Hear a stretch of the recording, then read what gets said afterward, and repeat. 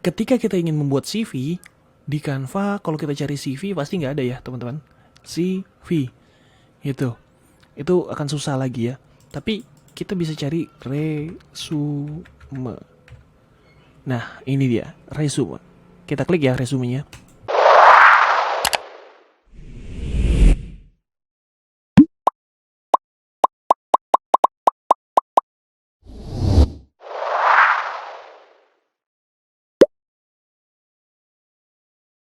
Nah, nanti akan muncul template-template yang biasa ada di Canva ya. Nah, saran aku, pilihlah yang sederhana dulu ya, lagi-lagi. Dan juga hindarin membuat yang seperti ini nih. Ya, leveling seperti ini itu hindarin karena nanti akan ada pertanyaan lagi dari HRD. Ini dari mana? Itu ya, kecuali kalau kita pernah memang ikut penilaian dapat nilai segitu, nah itu akan lebih jadi poin plus ya. Tapi kalau segini itu menurut siapa? Menurut diri kita. Wah, ya berarti kita menilai standarisasi diri kita. Tentunya ya kita bilang bagus-bagus ya. Oke, setelah kita pilih satu, nah kita coba dekatkan dulu ya.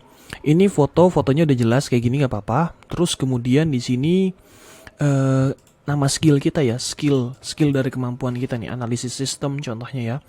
Nah, profil singkatnya kita bisa berikan di sini, oke. Nah, kita pisahkan dulu ya, seperti biasa ya.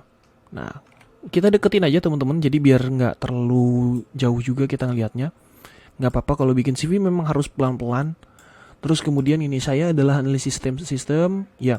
Ya, jadi ceritakan benar dengan kemampuan kita sama seperti yang tadi aku bahas kemarin bahas tentang company profile. Itu kita harus menjelaskan benar-benar dari inti singkat, padat dan juga kalau aku biasanya mengemphasiskan lagi ya. Ya mengemphasiskannya dengan cara di bold gitu ya pada hasil. Nah, ini nih. Ya, di sini aku bold. Nah, gitu. Akan kelihatan bedanya ya. Jadi audiens ketika tadinya nggak mau baca terlalu panjang, ternyata pas baca ada hasil dari keterampilan komunikasi yang mumpuni. Wah, apa nih? Gitu kan? Contohnya ya. Nah, keahlian utama misalkan software dasar, terus kemudian dokumentasi, misalkan dokumentasi di bold. Itu ya software di bold gitu contohnya ya. Jadi itu kan memberikan penekanan-penekanan tertentu pada skills kita, itu ya poin-poin kita. Atau warnanya dirubah juga bisa ya, tapi karena biar nggak terlalu kasual ya kalau CV itu tergantung posisinya sih sebenarnya. Nah, baiknya di bold seperti ini juga bagus ya. Terus kemudian untuk CV di bagian paling atas ya, bagian yang terbaru ya 2018 sampai sekarang. Kasih tahu progres dari teman-teman ya. Kalau belum ada pengalaman gimana? Oke, boleh pengalaman organisasi dan juga pengalaman magang. Nah, itu disitulah pentingnya magang, teman-teman. Itu buat teman-teman yang belum magang, boleh magang cobain ya. Ini aku bicara buat teman-teman yang baru lulus mungkin gitu ya, belum ada pengalaman, boleh magang untuk mengisi CV dulu gitu. Nah, seperti itu terus kemudian nurun sampai ke waktu yang paling lama. Ya, aku biasanya sih tiga, ya tiga terbaru lah. Yang sekarang, terus yang lalu satu, lalu dua, gitu ya. Jangan terlalu banyak juga kalau misalkan kita ada magang banyak atau misalkan kita juga kerjaannya udah banyak ya pindah-pindah kita cantumin semua. Kalau bisa sih yang relate aja, yang relate dengan posisi yang akan kita lamar kalau bisa ya. Nah, riwayat akademiknya juga dari yang paling baru ya, institut ya, dari yang paling baru 2018 19 baru nurun ke 2015 ya. Berarti kan orang kita baca berarti kemarin terakhir itu di institut dalam teknik proses bisnis, terus kemudian ke universitas teknik komputer gitu kan. Jadi kelihatan itu bertahap ya.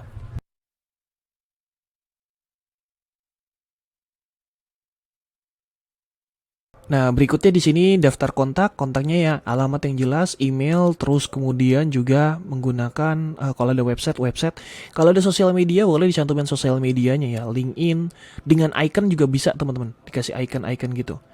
Referensi kerja, nah referensi kerja kalau ada yang bisa cantumin, kalau enggak. Berarti kalau referensi enggak disatuin, teman-teman bisa masukin ke skills ya. Di sini masukin skills.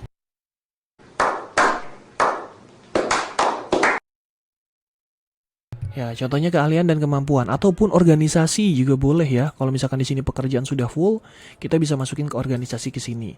Ya, skill dan kemampuan kalau bisa yang spesifik ya teman-teman ya.